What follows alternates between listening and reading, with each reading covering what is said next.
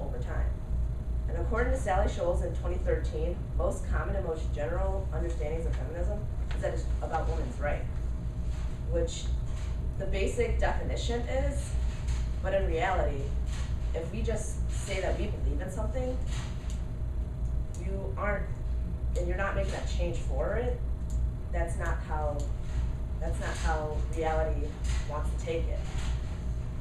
And Adrienne Trier-Benedict in 2015 says, but for young feminists who have grown up in the water with it in the media at their fingertips, definitions of women's empowerment and autonomy may be radically different from previous generations, which is true. Like Susan B. Anthony, she didn't just go out there and just say, oh, give me women's voting rights.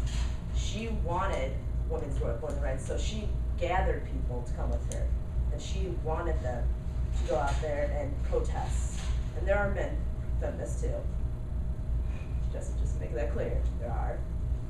And in 2015, Sophia Johansson explains, centered on the UK as a predominant research environment and having some well-established trajectories and the emphasis on identity, representation, and popular culture, a continued renewal of the field as a whole is likely to benefit from widening the scope of analysis further. For instance, encompassing more detailed attention to news and civic culture, or feminist questions of specific resonance in other settings. Which would bring us to the point that feminism is more than just an identity, like I said before. The 21st century has tied it up into being appearance, or saying someone looks like that. But if we don't learn to adapt and learn from other cultures, the questions that they are setting towards us, we can't make a step forward as a whole. Which brings me to my second point, that women do subject themselves to being insulted, and the outside influences do change them. Which in Being Gorgeous in 2015, the article states that this protest through play, a pleasurable misbehavior that perhaps reflects the feminism for 21st century, where women are playing up a cliched spectacle in order to wrest back control over their sensual, sexual selves as subject and as an image. Women let themselves be sexually objectified and undermined for if they're not worth. And Clara Young in 2015 claims that, yet barbs about Adele being a bit too fat, or that Coco Chanel was not ugly enough to be a feminist, and outside world is insulting the women that were supposed to stand for feminism. Because most of you guys probably heard that, oh, a feminist can be butch, which means like they're like basically more lesbian, which isn't true. There's some girly girl feminists who have gone out there and done what they need to do, which I believe that feminists should stand up for what they are not. Like, don't let someone tear you down. Show them what you are, and show them better. Which not speaking up can lead to not being a productive feminist. And in 2003, Melody Ballard explains that women today have benefited from the strides made in grassroots social activists in 1960s and 1970s, yet they are hesitant to identify themselves as feminists and seem apathetic about carrying the torch of older generations to redress persistent sexism and gender-based barriers. Which it relates how, if you're going to say that you are a feminist, yet but not do anything,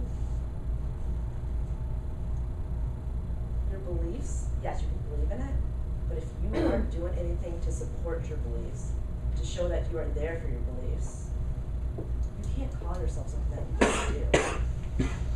If you don't practice it, like, you can't just call yourself something that you don't practice, like, advocately, but it's different in different cases, which you can't, like, being a feminist is an identity, or being a religion, like, or being Catholic, that's something completely different. It's something who you are, but being a feminist is an identity, and if you don't practice, you can't really say that you believe in it. Which Roxane Gay in 2012 states that we see tension in social dictated beauty standards. The right way to be a woman is to be thin, to wear makeup, to wear the right kind of clothes, not too slutty, not too prude, show little legs, ladies, and so on. Which, if we put these standards in the future to come as like for younger feminists, we're putting those girls down because we're giving them the false empowerment that, oh, that's how women are supposed to look. We're supposed to all just look like that, which it's not true. Everyone comes in their own shapes and sizes. Everyone should be able to be accepted as their own person. And all in all, a feminist is not just a name for a woman and for a woman advocate, but a feminist is supposed to take action as a leader, a social movement changer. But if a feminist is only saying what they should do and like they're not doing anything about it, they're not a feminist.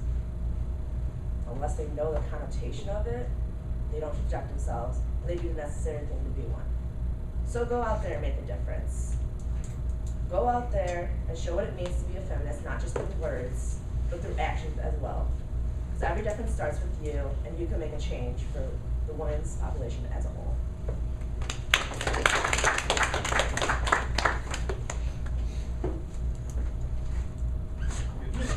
You got your own counter argument question. I had a feeling that was actually going to happen. Dominique.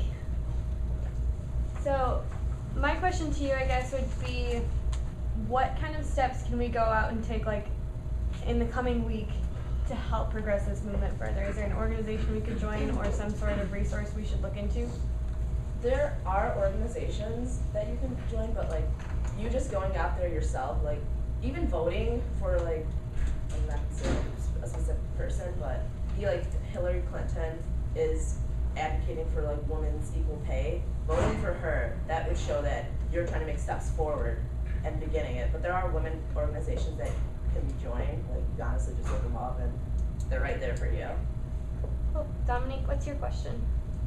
In your speech you said that like women let themselves be like sexually like objectified. Isn't that kind of like anti-feminist in the sense that like it's my choice to like wear revealing clothing or like be a sex worker, so like is it not my choice as a woman and it shouldn't be, it's not like victim shaming? There's a difference between being like sexually objectified and allowing yourself to be sexually objectified.